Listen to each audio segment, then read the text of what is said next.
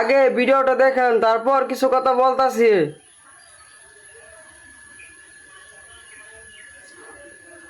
হে আল্লাহ, এই ভিডিওটা যে 5 জনকে শেয়ার করে দিবে, একটা ফলো আর একটা লাইক করে দেবে, তার বাবা মায়ের গুনাহ মাফ করে দেওয়া হবে ইনশাআল্লাহ।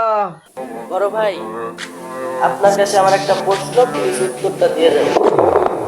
আপনি যে ভিডিওটা বানাইছেন, এই ভিডিওটা থেকে অডিয়েন্সদের কি বোঝাইতে চান আপনি? মানে আপনি যে ভিডিওটা বানাইছেন, এই ভিডিওটা থেকে অডিয়েন্সদের কি বোঝাইতে চান?